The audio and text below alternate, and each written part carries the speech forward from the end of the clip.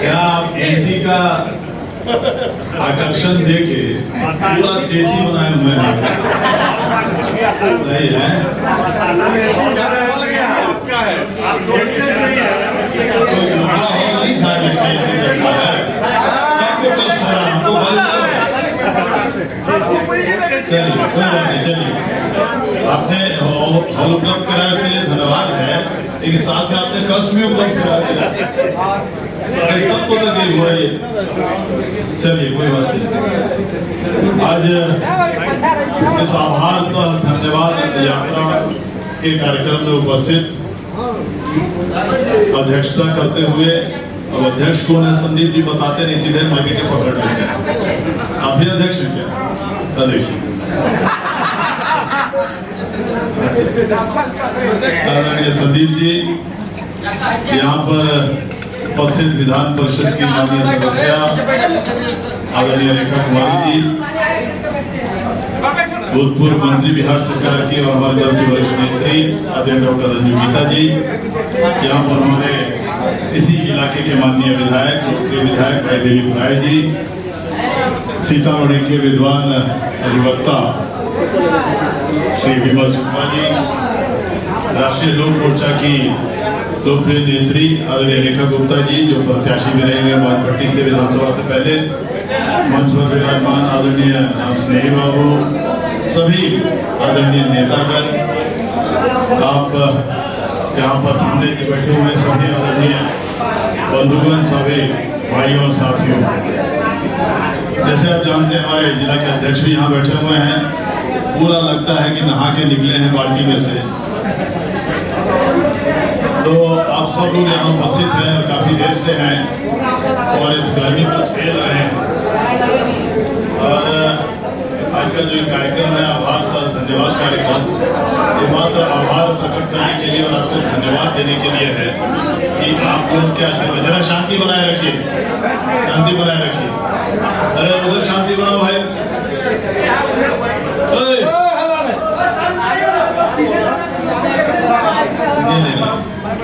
थोड़ा शांत रहिए, थोड़ा शांत रहिए। तो आज जो कार्यक्रम है आभार सह धन्यवाद कार्यक्रम, ये आप जानते हैं कि आप लोग के आशीर्वाद से लोकसभा में विजय श्री हासिल हुआ है और उसी के चलते हमने सोचा जी अभी हमारा शपथ ग्रहण लोकसभा में नहीं हुआ, संभवतः 18 तारीख को होगा। सांसदों का जो होता है शपथ ग्रहण पूरे देश में वो अभी नहीं हुआ है, संभवतः 18 या 19 को होगा। तो बीच में समय था तो हमने सोचा कि 3-4 दिन जो है पूरे लोकसभा क्षेत्र में घूमकर धन्यवाद और आभार आप लोगों को प्रकट कर रहे हैं। बहुत सारी बातें सामने आई, ऊपरी में क्या परिस्थिति हुई वो भी चर्चा आ गई। ऊपरी में हम लोग पीछे रहे, बड़ा आश्चर्य की बात है, हमको नहीं लगता यहाँ क्या कारण था पीछे होने का, लेकिन थोड़ा भीतरघात भी हुआ, थोड़े हमारे सहयोगी दल के लोग भी गड़बड़ किए, अपने दल के लोग भी गड़बड़ किए, ये सब हुआ है, ये सब होता ही है चुनाव में, कोई नई बात नहीं, और होता है तो इसके बाद इसका बदला भी ले लिया जाता है, होता ही है। हर कोई जो न्योता जितना आप दीजिएगा उसी हिसाब से न्योता आपको वापस मिलेगा, होना ही है।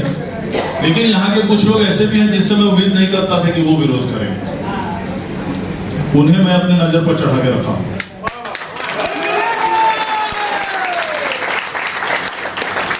क्योंकि मैंने 20 साल 25 साल से सेवा किया है क्षेत्र का, बिना जात देखे, बिना दल देखे, बिना अस्तर देखे, जो मेरे पास आए हैं मैंने उसको मदद किया। और उसमें से जिन लोगों ने धोखा दिया, डायलॉग सिनेमा का है, तुझे याद रखूंगा, तेरा क्या होगा,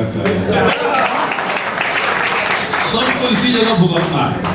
मैं अगर गलत करूं इसी धरती पर भुगत के जाना है, सो बात याद रखिए, प्रकृति का नियम है। मैं नास्तिक आदमी, मैं बहुत भगवान में नहीं विश्वास करता, मैं आदमी में ही भगवान ढूंढता हूं और ये विश्वास रखता हूं कि मुझे भगवान ने अगर भेजा है तो आदमी की सेवा के लिए यहाँ पर भेजा। और तब मेरे साथ अगर चुनाव में इतनी सस्ती हरकत करके आप अगर धोखा देते हैं, आप तैयार रहिए इसके आगे की जिंदगी के लिए। इसमें कोई मैं स्पष्ट बताता हूँ, हर एक बूथ का मेरे पास परसों तक आ जाएगा। परसों तक मेरे पास सारा एक एक बूथ का पूरा चिट्ठा आ जाएगा। जब आप मेरे सामने बैठेंगे आपको पता भी नहीं चलेगा, और मैं उस बूथ का निकाल लूंगा और आपसे पूछूंगा, जरा बताइए आपके बूथ का क्या हाल था। अगर आप रिपोर्ट किए होंगे तो आप कहिए अक्सर हमारे यहाँ तो सबसे अच्छा था, और उस बूथ में निकला कि कुछ नहीं था तो मैं आपको दिखा दूंगा कि बाबू ये तो ऐसे हुआ। तो हमको कष्ट हुआ, ऊपरी में ऐसा हुआ, हमको कष्ट हुआ। ये होता है, ऐसा थोड़ा है कि हमको 11 लाख वोट था तो हमको 11 लाख वोट मिल जाएगा, ऐसा कोई उम्मीद करता है क्या? कष्ट वही होता है कि जहां से आपको उम्मीद रहती है और तब आपको वोट नहीं मिलते। यहाँ सब लोग मदद कर रहे थे, हमारे मुस्लिम दोस्त लोग भी सारे मदद कर रहे थे, मुर्तजा भाई हैं, वली अहमद साहब हैं, सब लोग हमारी मदद में थे, बहुत लोग मदद में थे।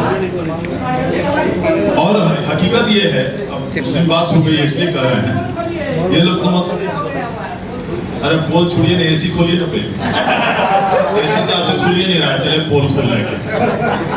देख रहे हैं यहाँ जो है सर नहाने के बदला जो है पसीना जो है चुए जा रहा है, ऊपर से नीचे से बगल से सब जगह।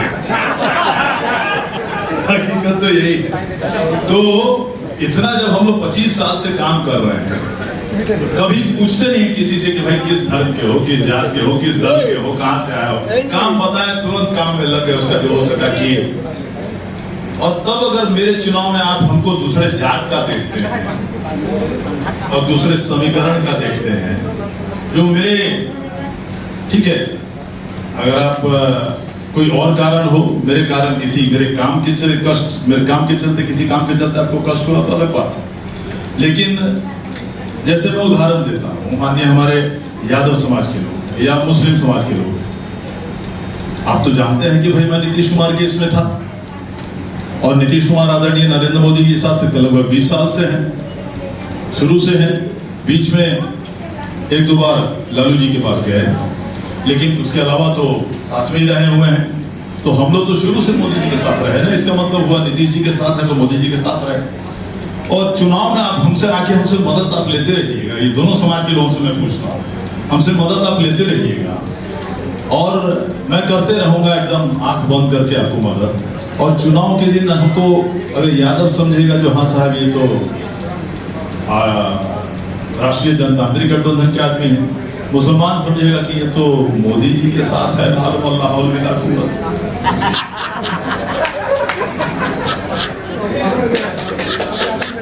तो ये बर्दाश्त नहीं होगा, ये नहीं होगा। हमारे यहाँ बहुत सारे लोगों ने मदद किया, मैं उनको अलग रख के कर रहा हूँ, बहुत सारे लोगों ने मदद किया, लेकिन हकीकत यही ना है कि यादव और मुसलमान का वोट मिलके 2-4 बूथ भी नहीं है हमारा। हकीकत यही, पूरे चुनाव क्षेत्र में, पोपरी में नहीं।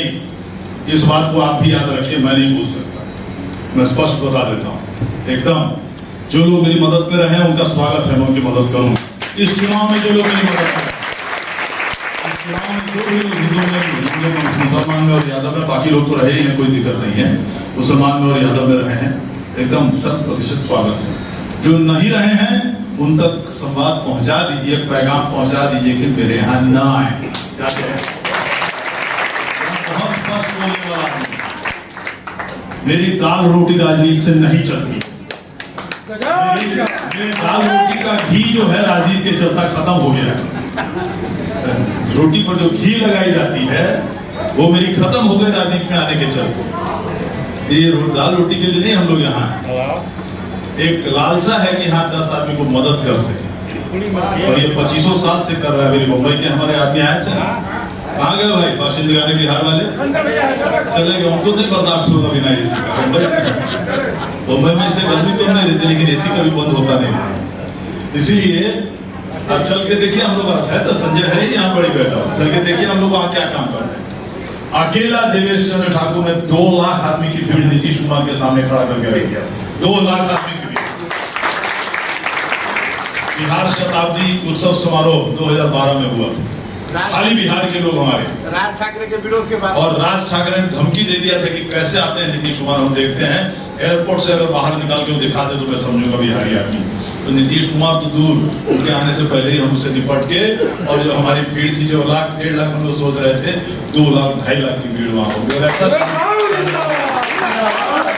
कहा ही था उस दिन माननीय मुख्यमंत्री ने, तो उस मंच पे कहा था ऊपरी के मंच पे कहा था, याद होगा, उसी कार्यक्रम के बारे में कहे। ऊपरी की सवाल जी हाँ, ऊपरी सभा बोले थे। हम लोग इस तरह के लोग, और एक नया पैसा मैंने किसी से, संजय है, आप पूछ लीजिए, एक नया पैसा उस कार्यक्रम में आप सोच सकते हैं कितना खर्चा हुआ हो, आप कल्पना नहीं कर सकते हैं।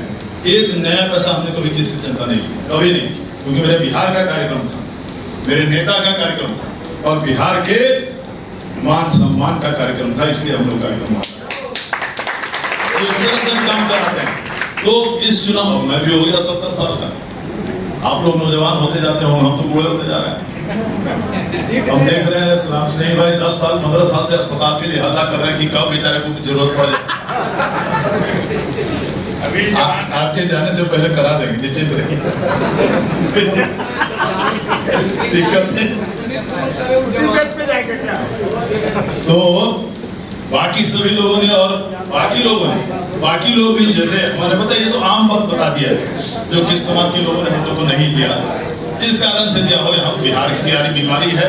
लेकिन भाई हमसे अगर मदद लिए हो, तुमको जेल जाने से हमने बचाया, तुम्हारे बाल बच्चों का एडमिशन करवाया, तुम्हारे बच्चों का, तुम्हारे परिवार के लोगों को नौकरी दिलाया, और तब तुम हमको अपने समाज का नहीं समीकरण में देख के हमको वोट नहीं देते हो, ये जायज है?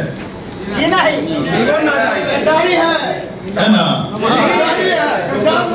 इसीलिए मैं गलत शब्द तो नहीं इस्तेमाल करूंगा, लेकिन ऐसे लोगों का भविष्य में मेरे यहाँ स्वागत नहीं। आएंगे, चाय पिलाऊंगा, मिठाई खिलाऊंगा, मांस मछली खा रहा हूँ तो खिलाऊंगा, लेकिन काम के लिए कहूंगा बाबू चले जाइए लालू जी के पास, चले जाइए तेजस्वी जी के पास, चले जाइए अर्जुन के पास, जिसके हाथ में तीर के बदले लांटेन आ गया, वो अर्जुन कैसा होगा ये आप समझ सकते हैं। इसलिए एकदम निश्चिंत रहिए, सभी यादव तो फिर सब जगह उदाहरण दे रहे हैं, जिनका नाम लेते भी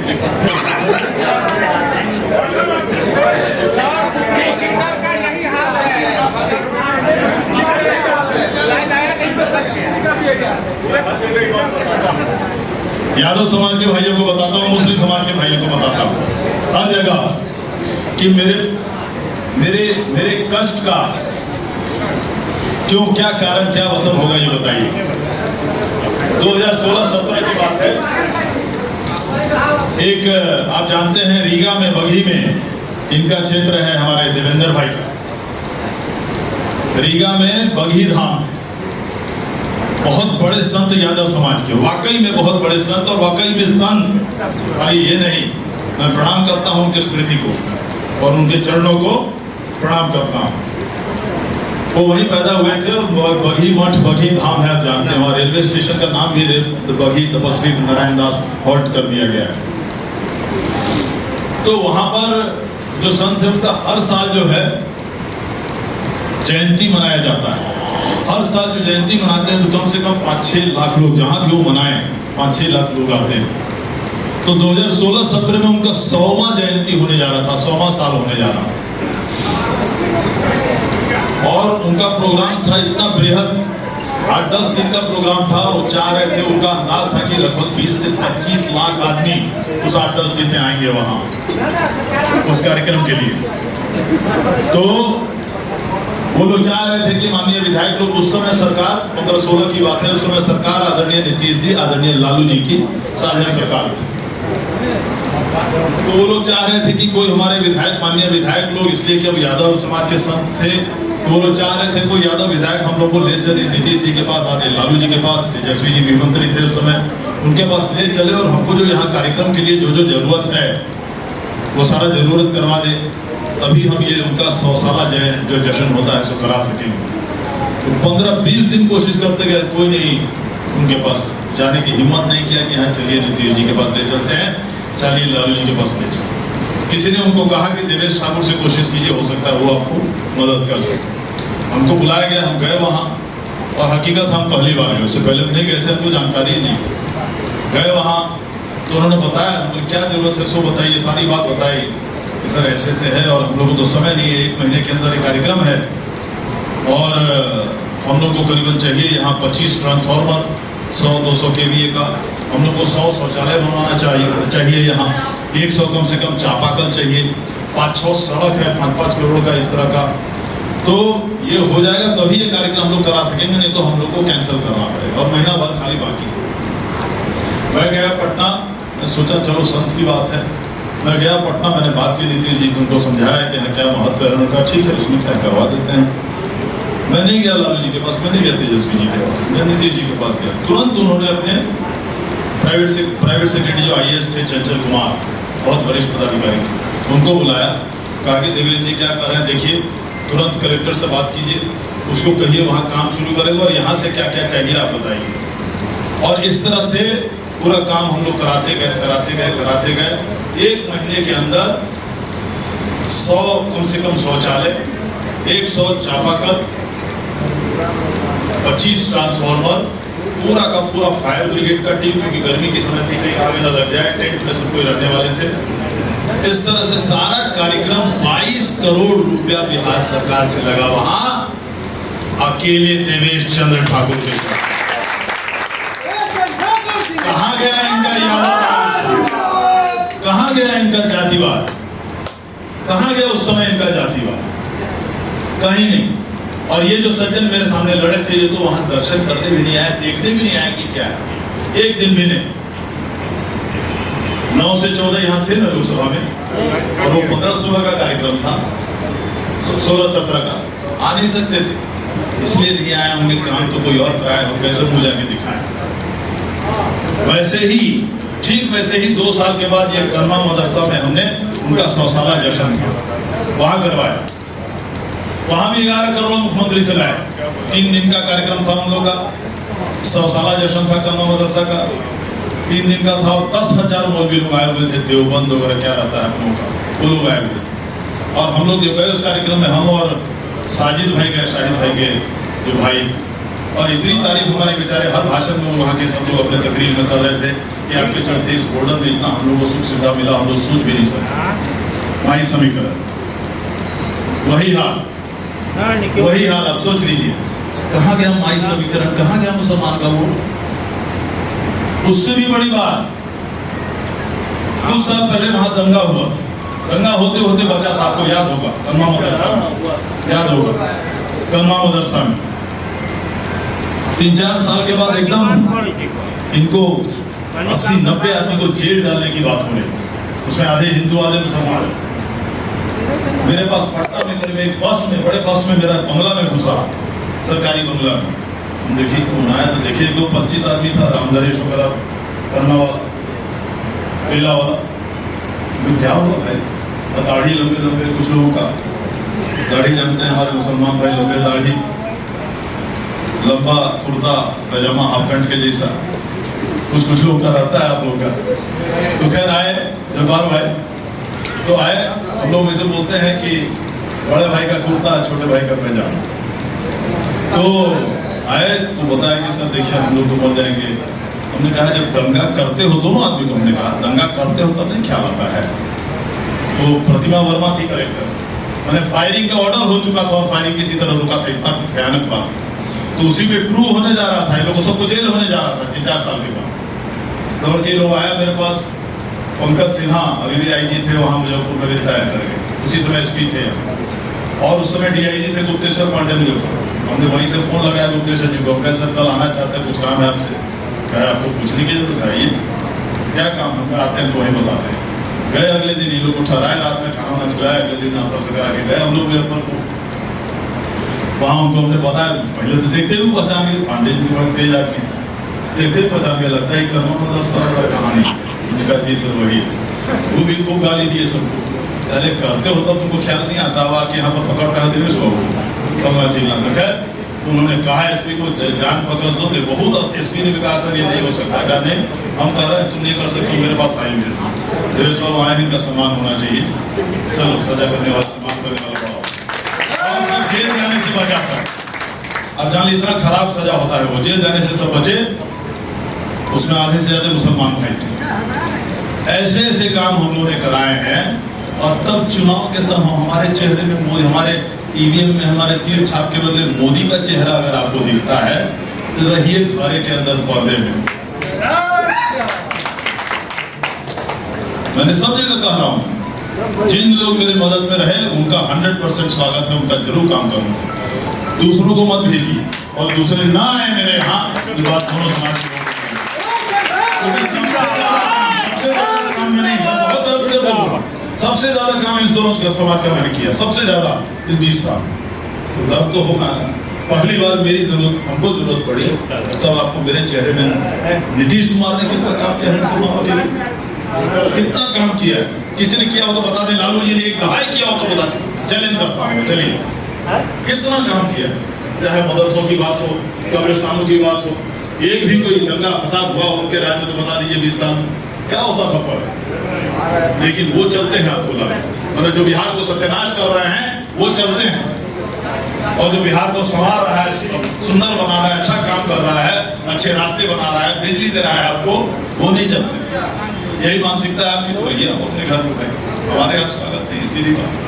तो बाकी सारे लोगों बात वो कहानी खत्म हुई। मैं सभी लोगों को फिर से बात खत्म करता हूँ, बहुत बहुत धन्यवाद देता हूँ। ऊपरी में क्यों कम मिला इसका विश्लेषण हो रहा है, कौन लोग कम किए ये मैं जानता हूँ। याद रखिए, उन लोगों को बता रहा हूँ, मैं जानता हूँ, अगर कोई है यहाँ तो अच्छी तरह से जानता हूँ, आपका भी उपाय करूंगा मैं सब, निश्चित छोड़ने वालों में से नहीं। 20 साल के बाद, 20 साल के बाद मैं छोड़ने वाला नहीं हूँ। इतने उसके बाद जो है वो समय, ये अब समय गया, अब हमारा भी तो समय, हमारा भी तो अंतिम गोल आ रहा है सामने। हम लोग कितने 70 साल हम लोग हो गए, तब तक माफ करते रहेंगे। हमारा ही साफ होने का समय आ रहा है, तो हम माफ कहाँ से करेंगे। तो इसलिए बाकी सभी लोगों को मैं बहुत बहुत धन्यवाद देता हूँ, और विश्वास दिलाता हूं जो भी काम आया है, पुपरी का काम आया है, रेलवे का काम आया है, स्टेडियम के लिए अगर जमीन हो तो बताइए, मैं तुरंत पैसा ला दूंगा आपको केंद्र सरकार से। वो मेरी बात भी हो गई, फील्ड स्टेडियम ही के लिए है, अब तो हो जाएगा। ऑलरेडी इसके लिए बात भी कर लिया दिल्ली में, मुख्यमंत्री जी की सभा वहीं पर स्टेडियम के लिए है। चलिए, वो मैंने आपको वादा किया, उस स्टेडियम मैंने दिया।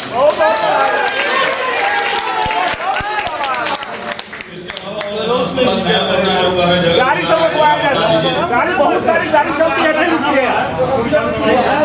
ट्रेन करना, उसे कर लेंगे, उसके लिए निश्चित, उसके लिए घबराइए नहीं, मैं 24 घंटा उसके लिए मैं काम करने वाला आदमी, उसके लिए निश्चित रहेंगे। तो आप सब लोग यहाँ आए, वो सब हमको डिटेल दे दीजिएगा, जो भी रेलवे का जो काम है सब हमको दे दीजिएगा।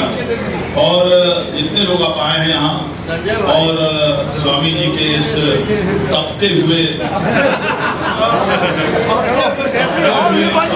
माहौल में अगर इसको घंटा यहाँ रख दीजिए कच्चा को, तो अपने आप उबल जाएगा, मुझे पूरा विश्वास है, कहीं कोई शक नहीं इस तपते हुए इसमें। लेकिन आपने अच्छा उपाय किया, इसके बाद आप यहाँ नहीं आने।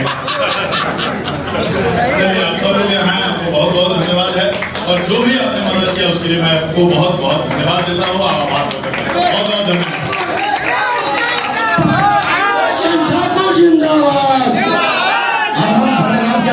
लोजपा के अध्यक्ष लाल बाबू शर्मा जी से आमंत्रित करते हैं, वो धन्यवाद ज्ञापित करें। आज के कार्यक्रम में हमारे माननीय सांसद देवेश बाबू आए, हम लोग तहे दिल से, पूरे लोजपा परिवार, इनका तहे दिल से पूरे इंडिया गठबंधन के लोगों ने सहयोग किया, और सब लोग को तन मन से इनकी मदद की है। इसी के साथ हम चाहेंगे कि अपने डीएसपी जो कार्यक्रम है सब लोग को ध्यान रखते हुए आगे के विकास में होता रहे, और इसी चंद बातों के साथ आज की कार्रवाई यहीं पर समाप्त की जाती है। धन्यवाद। जय श्री राम।